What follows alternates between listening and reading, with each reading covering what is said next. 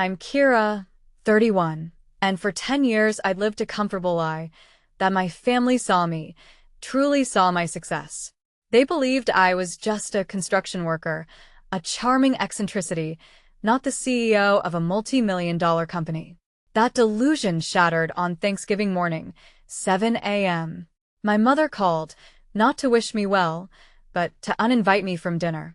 My brother, Evan, 28, didn't want his blue-collar sister embarrassing him in front of his new, elite girlfriend, Natalie. That casual dismissal, delivered over the phone, didn't just hurt, it detonated everything. Did they know their disgraced daughter was a nominee for Contractor of the Year? Did they know Natalie was my designer on a flagship project? Did they know I was about to accept an award on stage, in front of 280 people, including them? No. No. And hell no. All of it, the truth, the lies, the spectacular implosion, unfolded in less than 72 hours. My mother, humming holiday tunes that morning, had no idea the carefully constructed world she helped maintain was about to crumble. Before I tell you what happened next, if you enjoy stories about justice and family boundaries, take a second to like and subscribe, but only if you genuinely connect with the story. Where are you watching from right now? And what time is it there? Drop a comment and let me know. 5 days before Thanksgiving, my mother called to tell me not to come to dinner. Not because of a fight. Not because I did something wrong. Because my brother Evan asked her to uninvite me. He said my job would embarrass him in front of his new girlfriend. I'm a general contractor. I build homes. I manage crews. I show up to job sites at 6 o'clock in the morning with sawdust in my hair and concrete dust on my boots. Evan works at Bank of America headquarters in Charlotte. He wears a suit. He talks about portfolio optimization. My mother said, "You understand, don't you, honey? It's important to Evan." I said, "I understand." I didn't tell her what I actually do. I didn't tell her about the company. I didn't tell her that in 5 days, everything she thought she knew about me would shatter in front of 280 people. They didn't know that the construction worker they were ashamed of had just been nominated for Contractor of the Year. And what they found out next would make them realize their biggest mistake wasn't uninviting me to Thanksgiving. It was never asking what I'd built in the first place. The pattern started 10 years ago. I was 21, sitting at the kitchen table in my parents' house in South Charlotte. The same table where we'd eaten Sunday dinners my entire childhood. My father was reading The Observer. My mother was doing the crossword. Evan was texting someone, probably a girl from his econ class at UNC Charlotte. I said, "I'm not going back to community college. I'm enrolling in trade school." My mother's pen stopped mid-letter.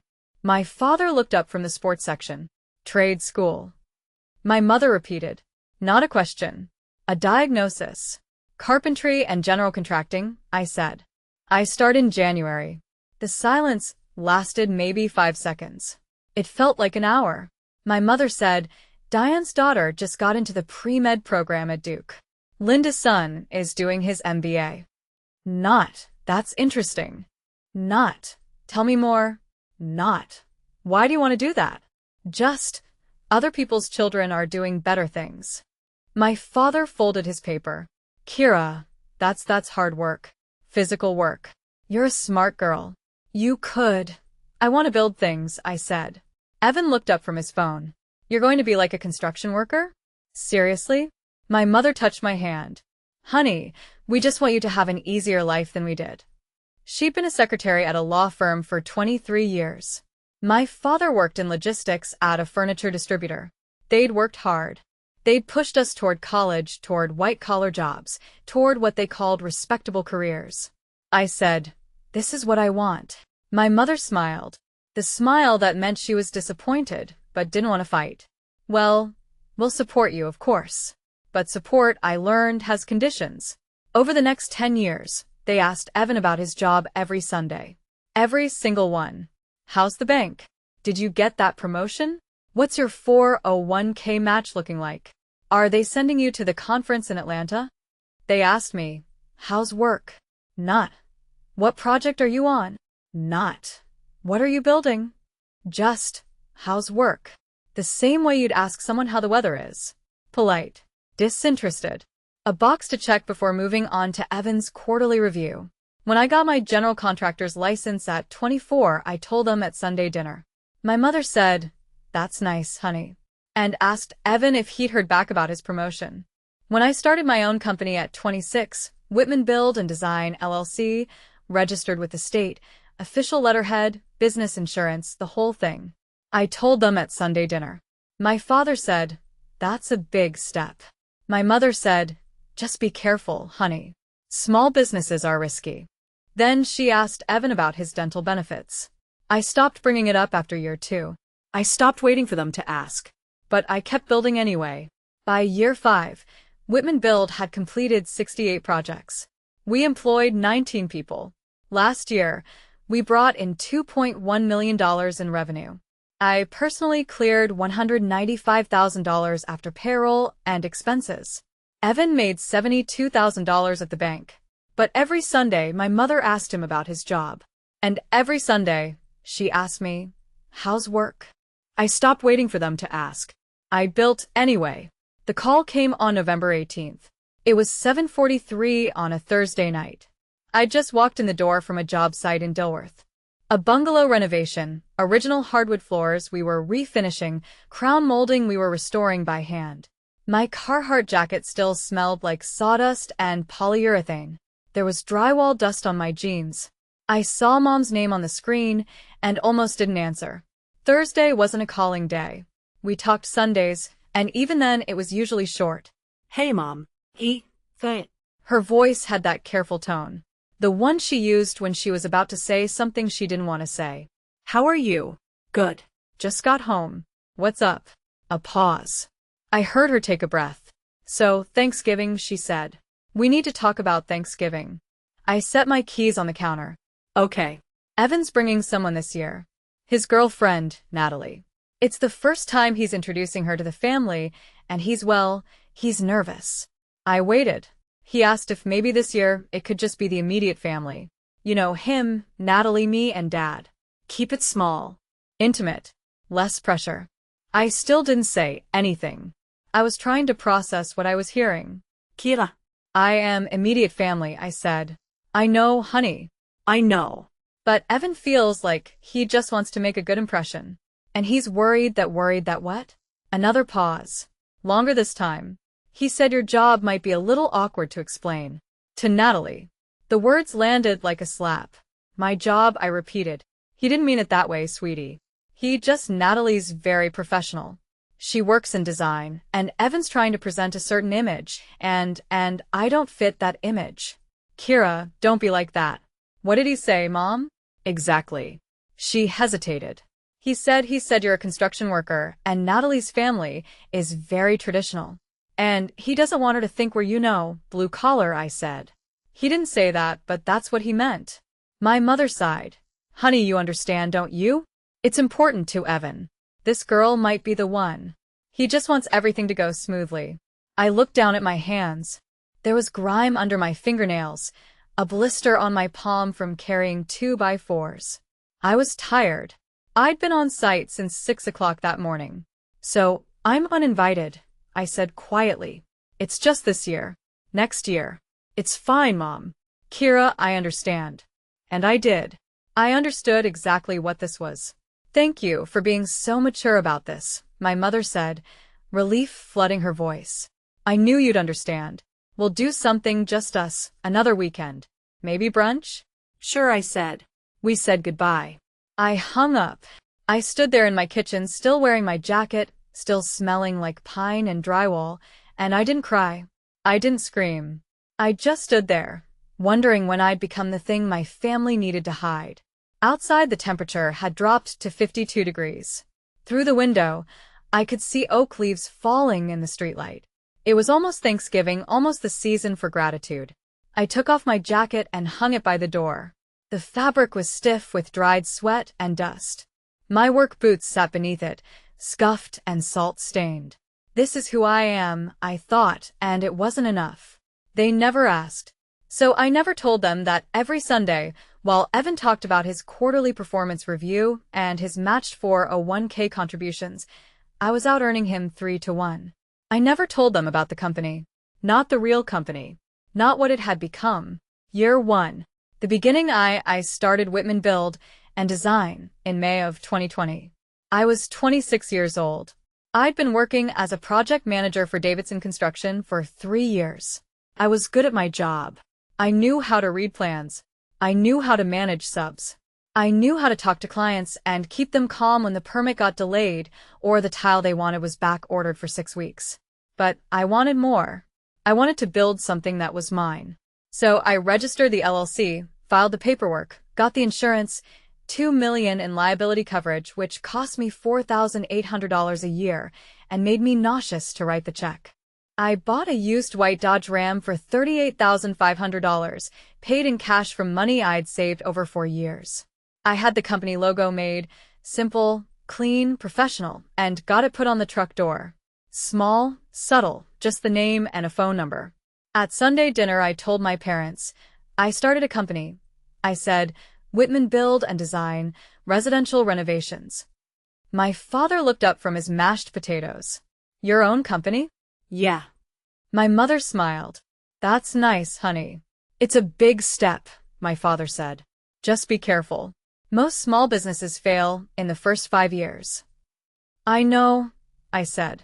Evan said, so you're like a contractor now? Do you have employees?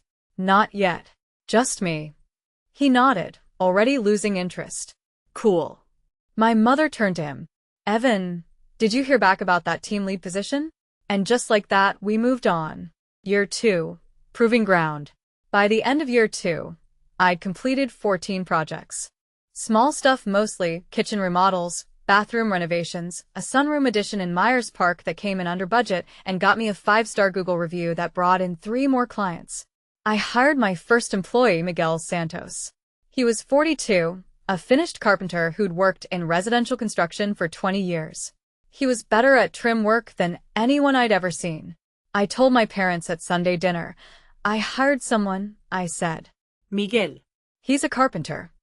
That's great, honey, my mother said. That's really great.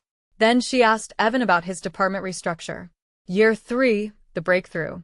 Year 3, I landed my first big contract, $120,000, a full gut renovation of a 1920s Craftsman in Dilworth.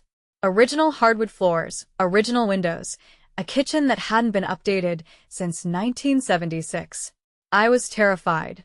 I was also ready. The project took 4 months. We came in on time and $8,000 under budget. The clients cried when we handed them the keys. They referred me to 2 of their friends. By the end of year 3, I had 6 employees. Revenue, $860,000. I didn't tell my parents the numbers. I just said, company's doing well. My mother said, that's wonderful, honey. My father said, just make sure you're saving for retirement. Evan said, I got approved for the company Amex. $15,000 limit. My mother, that's amazing, Evan. Year 4, expansion. Year 4, I hired a project manager, an electrician, 2 more carpenters, and a part-time bookkeeper. I moved out of my apartment and bought a small house in Plaza Midwood. 1,500 square feet. Needed work. I renovated it myself over 6 months. New kitchen, new bathroom. Refinished the floors. Painted every wall. I paid $218,000 for it. It appraised at $295,000 after the renovation. My parents came to see it once.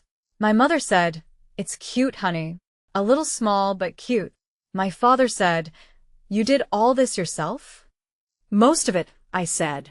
Miguel helped with the hardwood. My mother looked at the kitchen. It's very modern. We didn't stay long. Year 5, present day. This year, 2025, Whitman Build is projected to bring in $2.8 million in revenue. We have 19 employees, 8 active projects, 68 completed projects in our portfolio. Our average project value is $85,000. Our biggest project to date is $340,000, a historic home renovation in Myers Park. Original structure from 1912. The client wanted to preserve every original detail while updating the electric, the plumbing, the HVAC. It's a balancing act. It's delicate work. It's the kind of project that gets you noticed. I hired an interior designer for it, someone I'd heard good things about from. Her name was Natalie Cross. She worked for a firm called Cross and Associates Design. I sent her an email in July. Hi Natalie, I'm Kira Whitman, owner of Whitman Build and Design. We're starting a historic renovation project in Myers Park, $340,000 scope, and I'd love to bring in a designer who understands period-appropriate interiors. Carolina Lumber recommended you. Would you be available for a call next week? Best K. Whitman. She replied within 2 hours. Kira, I'd love to discuss the project. I have availability Tuesday at 10 a.m. or Thursday at 2 p.m. Looking forward to connecting. Natalie Cross, Cross and Associates Design. We met at the site on July 12th. She showed up in a linen blazer and ankle boots, carrying a leather portfolio. She was 28, professional, sharp. She walked through the house with me, took notes, asked smart questions about load-bearing walls and original molding profiles, and whether we were keeping the pocket doors. I love this project, she said, standing in the living room, looking up at the original coffered ceiling. This is the kind of work I got into design for. Good, I said, because I need someone who cares as much as I do. We signed the contract 2 weeks later. $28,500 for design services. She didn't ask to meet me in person first. She didn't ask about my background. She saw K. Whitman, owner, on the emails and the contract, and that was enough. On site, I wore jeans and a t-shirt and steel-toed boots. I carried a tape measure and a clipboard. I directed the crew. She probably assumed I was a site supervisor, maybe a project manager. She didn't ask, and I didn't correct her. In early September, we were on site together talking about the kitchen layout. She mentioned casually that she'd started dating someone. That's great, I said, not really listening.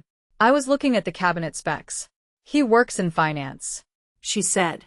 At Bank of America, actually downtown. Nice, I said. I didn't ask his name. Professional boundaries. It wasn't my business. She didn't offer, and I didn't know, not then, that the boyfriend she was talking about was Evan. I didn't know that when Evan talked about me, he called me my sister, who works in construction. I didn't know that he told her I was kind of the black sheep. I didn't know that Natalie, when she heard works in construction, pictured someone in a hard hat carrying supplies, not someone signing her $28,000 paycheck. They never asked, so they never knew. And that silence, that decade of not asking, not seeing, not caring to look closer, was about to shatter in the worst possible way. Natalie Cross had no idea she was dating my brother, and I had no idea my brother was dating my designer. The math, in hindsight, was obvious. Natalie started working with me in July. She started dating someone in finance in late August. By November, she was serious enough about him that he was bringing her home for Thanksgiving. But I didn't connect the dots. Why would I? I didn't talk to Evan about my projects. I didn't talk to Evan much at all, honestly. Our conversations at Sunday dinners were surface level, polite. He asked how work was. I said fine. I asked about the bank. He said fine. We ate pot roast and moved on. And Natalie was a professional contact. We talked about tile selections and paint colors and whether the original sconces in the dining room could be rewired, or if we needed replicas. We didn't talk about our personal lives. So when Evan told my mother he was bringing his girlfriend Natalie to Thanksgiving, I didn't react to the name. Natalie's a common name. And when my mother uninvited me because Evan didn't want his girlfriend to know his sister was a construction worker, I didn't think about the designer I'd hired. I just thought about the fact that my own family was ashamed of me. But Natalie knew something was off. She told me later, weeks later after everything exploded, that Evan had been weird about his family from the beginning. He never wanted to talk about you, she said. When I asked about his sister, he'd say, she works in construction, and then change the subject. I thought maybe you two weren't close, or maybe there was some family drama he didn't want to get into. She didn't push. Why would she? It was early in the relationship. Everyone has family stuff. But when Evan invited her to Thanksgiving, she said yes. She was excited. She wanted to meet the people who mattered to him. He seemed nervous, she told me. He kept saying he wanted everything to be perfect. He said his parents were traditional, and he wanted to make a good impression. I thought he was just anxious about me meeting them. She didn't know he'd asked them to uninvite me. She didn't know I existed as anything other than the sister who works in construction. And she definitely didn't know that Kay Whitman, the contractor whose email she answered, whose check she deposited, whose job site she visited twice a week, was that sister. Not yet. On November 21st, 3 days before Thanksgiving, Natalie was on site at the Myers Park house. We were finalizing the paint colors for the upstairs bedrooms. She'd brought sample cards. 8 different shades of cream and white because historic homes require that level of specificity. We were standing in the primary bedroom holding the cards up to the light when her phone buzzed. She glanced at it and smiled. "Sorry," she said. "My boyfriend. He's excited about Thanksgiving." "That's sweet," I said, not really paying attention. I was looking at the sample labeled Original White and trying to figure out if it was too stark. "It's his first time introducing me to his parents," she said. "He's nervous."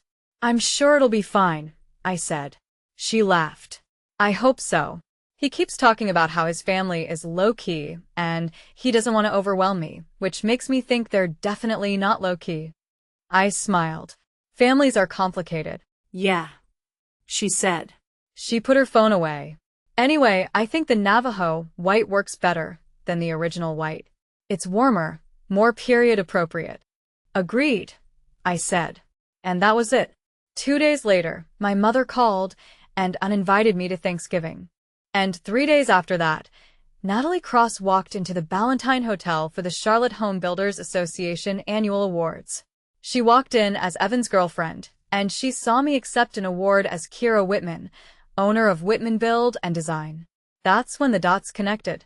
That's when everything fell apart. Thanksgiving Day was Thursday, November 23rd. I woke up at 5:30 in the morning, same as always. The house was quiet, cold. I made coffee in my French press, black, no sugar, and stood at the kitchen window, watching the sky lighten over the neighborhood. 58 degrees outside, clear. The oak trees in the yard were half bare, leaves scattered across the grass like rust-colored confetti. It was Thanksgiving, and I had nowhere to go. I thought about calling a friend. I thought about finding a restaurant that was open, sitting at the bar ordering turkey and mashed potatoes like it was just another Thursday. Instead, I got dressed in my work clothes, jeans, a thermal shirt, my Carhartt jacket, and drove to the Dilworth job site, the bungalow renovation. We were almost done. Just trim work left, and some final touches on the refinished floors. The client wanted to move in by December 1st, and we were on track. I parked in the driveway at 6:45. The street was quiet. Everyone else was home, probably still asleep, or starting to prep their turkeys. I unlocked the door and went inside. The house smelled like fresh paint and sawdust. The floors gleamed, honey-colored and smooth. We'd done good work here. The kind of work that would last 50 years. I spent the morning finishing the baseboards in the living room, caulking, sanding, painting, detail work. The kind of thing that requires focus, patience, steady hands. I worked until 3 o'clock in the afternoon. Then I sat on the front porch, ate leftover Thai food I'd picked up the night before, $18.40 for pad CEW and spring rolls, and watched the sun slant through the trees. My phone buzzed. A text from Evan. "Happy Thanksgiving." I stared at it for a long time. He didn't say, "Wish you were here." He didn't say, "I'm sorry." Just "Happy Thanksgiving." I didn't reply. I finished my food, threw the container in the trash, locked up the job site, and drove home. The neighborhood was full of cars. Families gathered in living rooms, visible through lit windows. Laughter, warmth, belonging. I went inside my house, took a shower, put on sweatpants, and sat on the couch with my laptop. I answered emails. I reviewed the schedule for next week. I updated the budget spreadsheet for the Myers Park project. At 8:30, I closed the laptop and went to bed. I didn't feel sorry for myself. I felt free. For the first time in 10 years, I wasn't performing for them. I wasn't sitting at a table pretending it didn't hurt when they asked Evan about his 401k match and asked me, "How's work?" I wasn't there and I was fine. Better than fine. I was building something they couldn't see, and I didn't need them to see it anymore. But in 5 days, they'd see it anyway. The Charlotte Home Builders Association Annual Awards took place on Tuesday, November 28th at the Ballantine Hotel and Conference Center. I arrived at 6:15. The parking lot was already half full. I recognized trucks from other contractors, sedans from suppliers, a few luxury cars that probably belonged to architects and developers. I parked my white Dodge Ram in the back row and sat there for a minute. Engine running, heat blasting. I was wearing a black suit, a white blouse, heels I'd bought specifically for this event and had worn exactly once before at a client meeting 6 months ago. My hair was down, straightened, falling just past my shoulders. I looked at myself in the rearview mirror. I looked like someone else. Not the woman in steel-toed boots and a hard hat. Not the woman with sawdust in her hair and drywall dust on her jeans. I looked professional, polished, respectable. I hated that I cared, but I did. I turned off the engine, grabbed my purse, and walked toward the hotel. The lobby was bright and loud. People clustered in groups, talking, laughing. I saw Jim Bradshaw from Bradshaw Electric, the company we subcontracted for most of our projects. He waved. I waved back. I checked in at the registration table. The woman behind the table, mid-50s, reading glasses on a chain, found my name on the list and handed me a name tag. Kira Whitman. Whitman Build and Design. Nominee. Good luck tonight, she said, smiling. Thanks, I said. I pinned the name tag to my jacket and walked into the ballroom. The room was massive, round tables draped in white tablecloths, centerpieces of burgundy and gold flowers, a stage at the front with a podium and a screen displaying the CHBA logo. I found my table, table 12, the nominees' table. There were 5 other people already seated. I recognized 2 of them, contractors I'd met at networking events over the years. We exchanged pleasantries. Someone made a joke about the rubbery chicken we were probably about to eat. Everyone laughed. I sat down and glanced at the program booklet on my plate. Charlotte Home Builders Association Annual Awards Gala November 28, 2025 inside. There was a list of categories. Contractor of the Year, under 35, was on page 4. 3 nominees. I was one of them. I'd known I was nominated for 2 months. The email had come in September. I'd read it 3 times. Sure, I'd misunderstood. But I hadn't. Someone had nominated me. The board had reviewed the submissions, and I'd made the cut. I hadn't told my parents. I hadn't told anyone really except Miguel, who'd hugged me so hard he'd lifted me off the ground. Now, sitting here in this ballroom with 280 people, I felt the weight of it. This was real. I was here. I looked across the room, scanning the tables, recognizing faces, suppliers, architects, city officials, bank representatives in suits, here because their companies sponsored the event. And then I saw them. Table 23, 40 feet from the stage, clear sight line. Evan, my mother, my father, and Natalie. My breath stopped. Evan was wearing a navy suit. My mother was in a burgundy dress I'd never seen before. My father looked uncomfortable in a tie, and Natalie was in a black cocktail dress, hair pulled back, smiling at something Evan was saying. They were here. Evan worked for Bank of America. B of A was one of the event sponsors. He must have gotten tickets, brought her parents to impress her. They had no idea I was here. I turned back to my table, heart pounding. This was about to get very, very complicated. Dinner was served at 6:45. Rubbery chicken, as predicted. Mashed potatoes, green beans, a roll that could double as a doorstop. I ate because I needed something to do with my hands. At table 23, I could see my family talking, laughing. My mother touched Natalie's arm, said something that made Natalie smile. My father nodded along. Evan looked proud. This was what he wanted. His girlfriend charmed by his family, his parents impressed by his professional life, his connections, his ability to get tickets to an event like this. None of them looked my way. Why would they? At 7:15, the MC took the stage. A woman in her 50s, president of the CHBA, wearing a red dress and a confident smile. Good evening, everyone, she said, and the room quieted. Welcome to the Charlotte Home Builders Association Annual Awards. We're so glad you're here tonight to celebrate the incredible work happening in our community. Applause. She went through the welcome remarks, thanked the sponsors, Bank of America got a shout-out, and I saw Evan straighten in his seat, looking pleased. Then she said, "We have a wonderful lineup of awards tonight, recognizing excellence in residential construction, design, and community impact. But first, let's start with one of our most exciting categories, Contractor of the Year under 35. My hands went cold. At table 23, Natalie leaned forward, interested. She was a designer.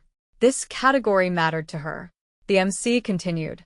This award recognizes a contractor who has demonstrated exceptional growth, quality craftsmanship, and client satisfaction, all before the age of 35.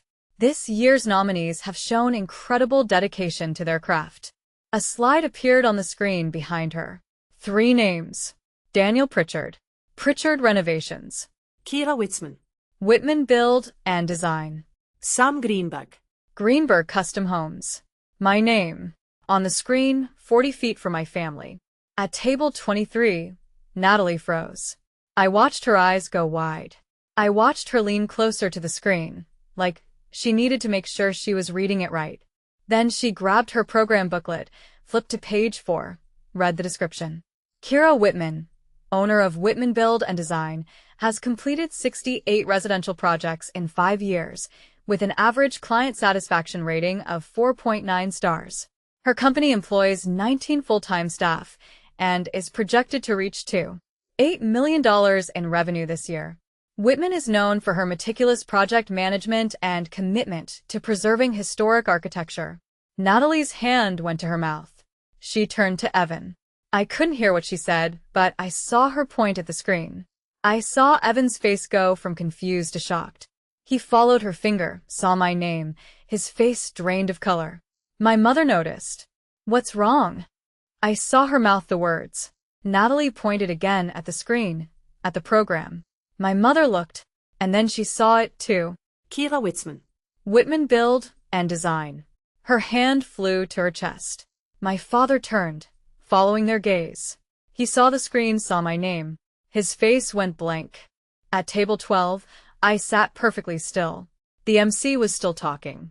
The selection criteria for this award include revenue growth of at least 150% over 3 years, exemplary client satisfaction, and demonstrated community impact. This year's winner has exceeded all expectations. She paused, smiled, opened the envelope in her hand. This year's Contractor of the Year under 35 is Kira Whitman, Whitman Build and Design. The room erupted in applause. A spotlight hit me. I stood. My legs felt like water, but I stood. My table erupted, colleagues clapping, someone squeezing my shoulder, Jim Bradshaw from Bradshaw Electric giving me a thumbs up from 3 tables over. I walked toward the stage, 20 seconds, maybe 30, maybe the longest walk of my life. I passed table 23. I let myself look, just for a second. My mother's champagne glass was halfway to her lips, frozen. My father's face was blank, processing. Evan looked like he'd been slapped. And Natalie? Natalie was staring at them, not me, watching their reactions, watching the pieces fall into place. I climbed the stairs to the stage. The MC handed me the award. Crystal. Heavy. Real. She shook my hand. Congratulations, she said, and stepped aside. The microphone was in front of me. 280 people were looking at me. I took a breath. I kept it short. I kept it professional. I didn't look at table 23. Thank you, I said, and my voice came out steady, stronger than I felt. This is an incredible honor. 5 years ago, I started Whitman Build with a truck, a tool belt, and a belief that good work speaks for itself. Today, we've built 68 homes. We employ 19 people. And we've proven that if you show up, do the work, and respect the craft, the rest takes care of itself. I paused. Let the weight of that settle. To everyone who believed in what we could build, even when it wasn't visible yet, thank you. I let that line land. Even when it wasn't visible yet. I wasn't looking at my family, but I felt them hear it. I stepped back from the microphone. Applause. Louder this time. The MC returned, took the microphone, started talking about the next category. I walked off the stage carrying my award and returned to my table. Someone handed me a glass of champagne. Someone else said, "You deserve this." I smiled, said thank you, sat down. My phone was on the table, face down. It buzzed. I flipped it over. A text from an unknown number. "We need to talk." "Mom," I put the phone back down. Not yet. Cocktail hour started at 8 o'clock. The awards were over. People milled around, drinks in hand, conversations buzzing. I was talking to Mike Hensley, an electrician I'd worked with on 3 projects, when I saw my mother approaching. She was walking fast. My father was behind her looking uncertain. Evan and Natalie were still at the table. "Kira," my mother said, and her voice was tight, controlled. "We had no idea you'd be here." Mike glanced between us, sensing tension. "I'll catch you later, Kira.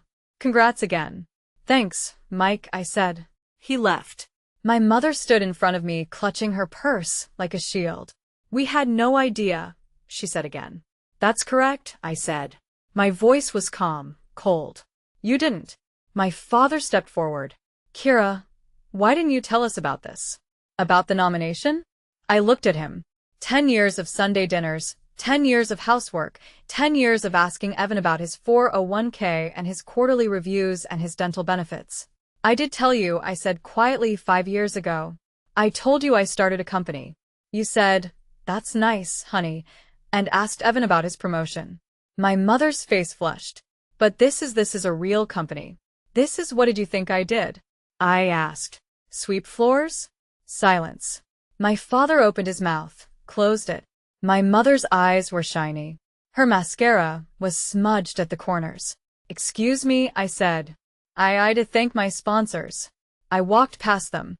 I made it 5 steps before I heard Evan's voice. "Kira, wait." He caught up to me near the coat check, grabbed my elbow. I stopped. Turned. "Don't touch me," I said quietly. He let go, held up his hands. "I didn't know," he said. "I didn't know it was this big. You never asked. You never said I did, Evan. I told you. I told Mom and Dad. I told you at Sunday dinners. You just didn't listen." His face was red, angry, defensive. "You always showed up in work clothes," he said. "You never talked about clients or projects or because you never listened," I said. And my voice was still calm, but there was steel underneath it now. "Every Sunday Mom asked about your job, your bonuses, your benefits. When did anyone ask about mine?" You could have said something. I did. Every time I showed up with sawdust in my hair. Every time I tried to talk about a project and you changed the subject. I said it, Evan. You just didn't want to hear it. He ran a hand through his hair, looked away. "Natalie won't even look at me now," he said quietly. "That's not my problem. You're really going to hold this against me?" I stared at him. My little brother, 28 years old, standing here in his navy suit, looking like a child who'd been caught doing something wrong. "You uninvited me to Thanksgiving," I said, and my voice was very quiet now, because my job embarrassed you. My job. The job that pays 3 times what you make. The job I built from nothing. "Yeah, Evan. I'm going to hold that." His jaw tightened. "Kira." "We're done here," I said. I walked away. Behind me, I heard him say my name one more time. I didn't turn around. I made it to the bar before Natalie found me. "Kira." I turned. She was standing there, hands clasped in front of her, looking miserable. "Can we talk?" she said. "Alone?" I glanced past her. Evan was back at the table talking to my parents. All 3 of them looked shell-shocked. "Sure," I said. We walked to a quieter corner of the lobby, near the windows overlooking the parking lot. Natalie took a breath. "I'm so sorry," she said. "For what?" "For not connecting the dots. For not realizing Whitman was you." For she stopped. Shook her head.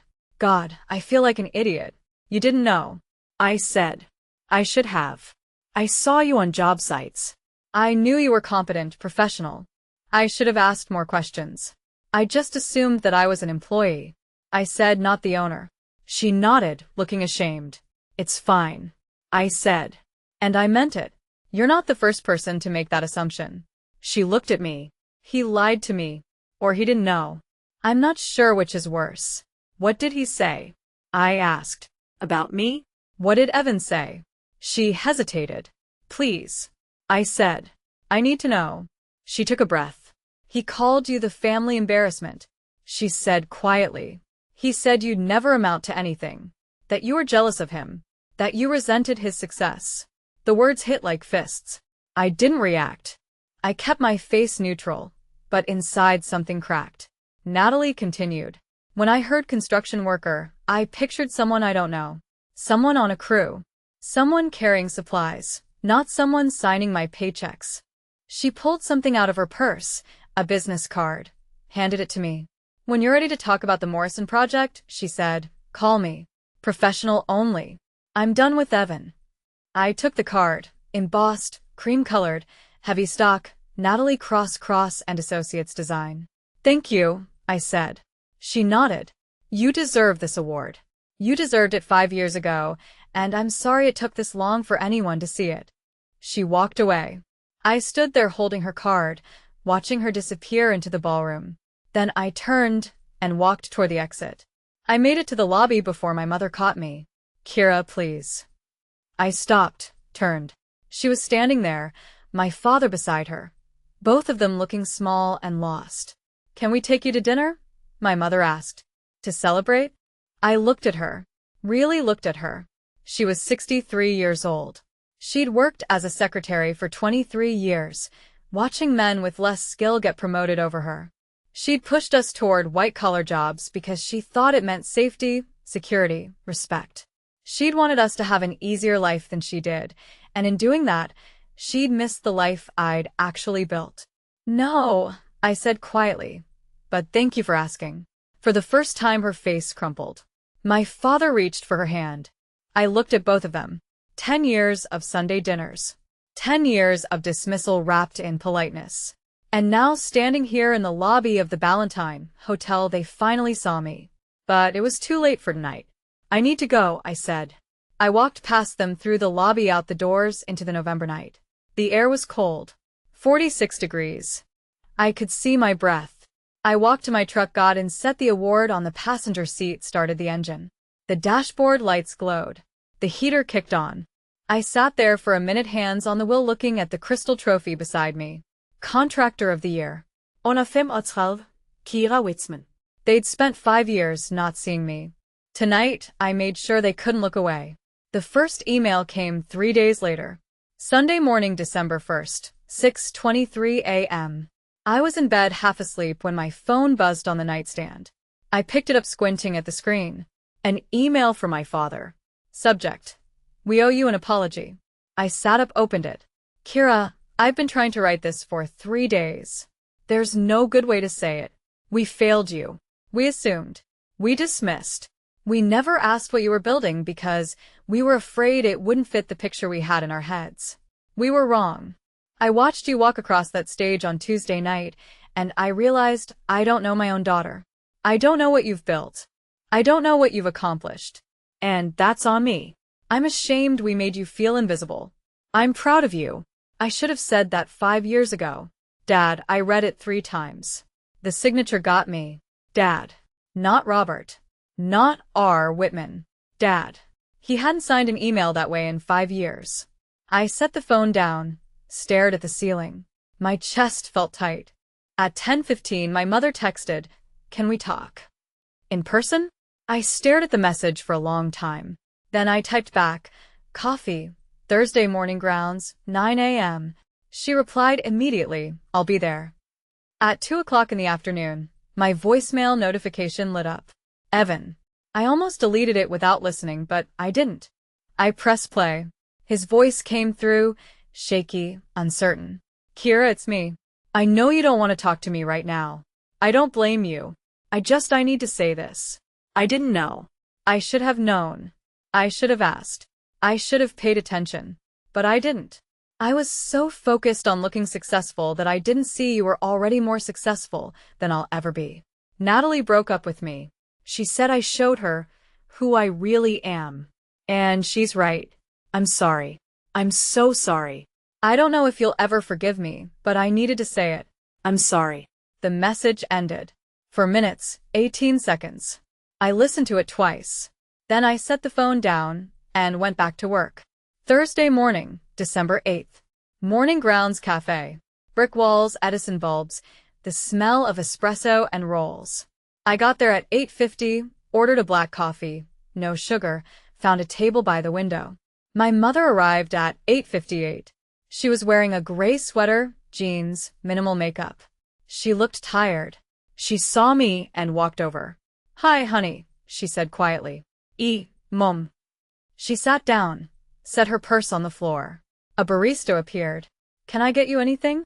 My mother glanced at my coffee. "Black coffee, no sugar." The barista left. My mother looked at me. "You still drink it that way?" "Yeah." I should have remembered that. Silence. The barista brought her coffee. My mother wrapped her hands around the cup, like she needed something to hold on to. "Thank you for meeting me," she said. I nodded. "I don't know where to start," she said. "Start with why," I said. She looked confused. "Why what? Why you never asked?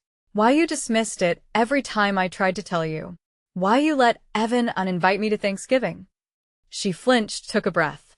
"I wanted you to have an easier life than I did," she said quietly. I waited. "I worked as a secretary for 23 years, she continued. "I watched men with half my skill get promoted. I watched women like me get stuck answering phones and filing paperwork while everyone else moved up. I wanted you to have more than that. I wanted you to have respect, a career, security. I have all of that," I said.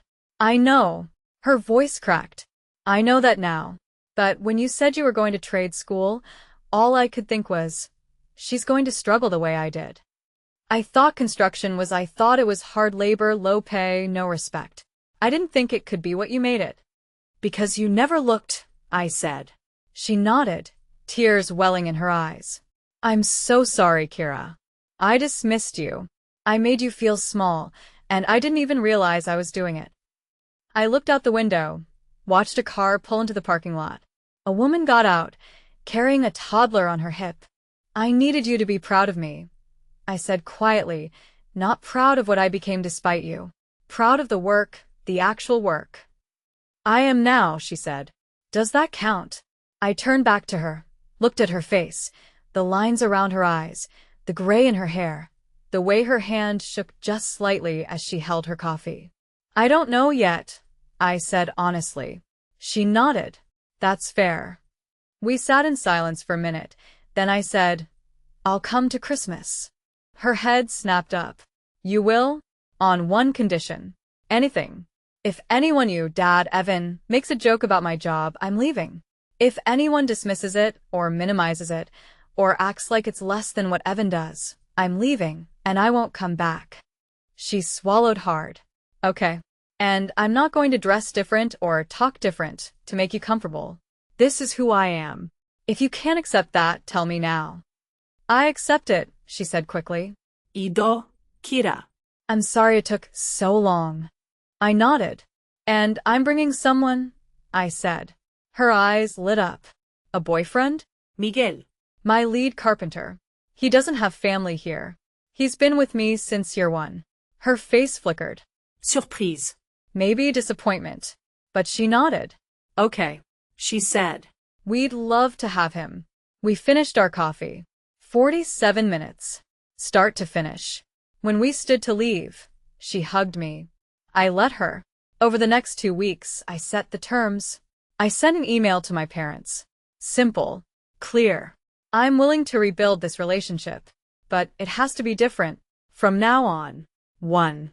If you want me at family events, ask me at least 2 weeks in advance. Respect my answer, even if it's no. 2. If you want to know about my work, ask. But don't ask to check a box. Ask because you actually care. 3. I will not perform success for you. I will not change who I am to make you comfortable. If you can agree to these terms, I'll see you at Christmas." "Kira." My father replied first. "Agreed. We'll do better." My mother replied an hour later. "Thank you for giving us another chance." Evan sent a separate email. "Can I call you?" I replied. "Not yet. Maybe in a few months." He wrote back. "I understand." I didn't hear from him again. Christmas fell on a Thursday. I drove to my parents' house at noon. Miguel in the passenger seat. He was nervous. "You sure about this?" "No," I said. but we're doing it anyway. He laughed. We pulled into the driveway. My parents' house looked the same as always. Lights on the porch. A wreath on the door. My father's truck parked on the street. We went inside. My mother answered the door. She smiled, genuine, warm, and hugged me. "Merry Christmas, honey." "Merry Christmas, Mom." She turned to Miguel. "You must be Miguel." "I'm Catherine. Come in. Come in." Miguel shook her hand. "Thank you for having me, Mrs. Whitman. Please call me Catherine." Inside, the house smelled like ham and cinnamon rolls. My father was in the living room, setting up folding chairs. Evan was on the couch, scrolling his phone. He looked up when I walked in. Our eyes met. He didn't smile, didn't say anything, just nodded. I nodded back. We sat down to dinner at 1 o'clock, 7 people. My parents, Evan, me, Miguel, my Uncle Dan, my Aunt Cheryl. The ham was good. The mashed potatoes were lumpy, the way my mother always made them. Halfway through the meal, my father said, "Kira, how's the Morrison project coming?" I looked at him. He was asking. Actually asking. "Good," I said. "We're finishing the kitchen this week. The client wants to move in by mid-January." "That's the historic home in Myers Park, right?" my mother asked. "Yeah." "I'd love to see it sometime," she said. "If that's okay." I paused. "Yeah," I said. "I'd like that." Evan was quiet through most of dinner. He didn't make eye contact, didn't contribute much to the conversation. At 3 o'clock, I stood up. "We're heading out," I said. My mother looked surprised. "Already?" "Yeah. Miguel and I have plans tonight." It wasn't true, but I needed to leave on my terms. My mother walked me to the door. "Thank you for coming," she said quietly. "Thank you for asking about the project," I said. She smiled, hugged me. I hugged her back. Miguel and I drove home. "That wasn't so bad," he said. "No," I said. "It wasn't. It wasn't perfect, but it was a start." June 2026. I was standing in the shell of a new build in South Park. Hard hat on, clipboard in hand, watching the framers set the last load-bearing wall. The project was a big one. $410,000. Custom built for a couple relocating from New York. They wanted modern farmhouse. Clean lines. Open floor plan. Floor-to-ceiling windows in the living room. We'd broken ground in March. The framing was ahead of schedule. Miguel walked up beside me, adjusting his tool belt. "Looking good," he said. "Yeah," I said. "We're on track." The clients arrived at 10:30, a couple in their 40s, accompanied by their realtor, a sharp woman in her 50s who'd referred them to me. "Kira," the realtor called, waving. "How's it looking?" "Right on schedule," I said. The clients walked through, asking questions, taking photos. The wife stopped in the future living room, looking out at the view. "This is going to be stunning," she said. "Wait until the windows are in," I said. "You'll love it." As they were leaving, I overheard the realtor talking to the husband. "She's the best in Charlotte," the realtor said. "My neighbor used her for a renovation last year. Worth every penny." I smiled, stayed on site until 4 o'clock, then drove back to the office. Whitman Build and Design had moved into a real office space 6 months ago. Small. Just 2 rooms. But it was ours.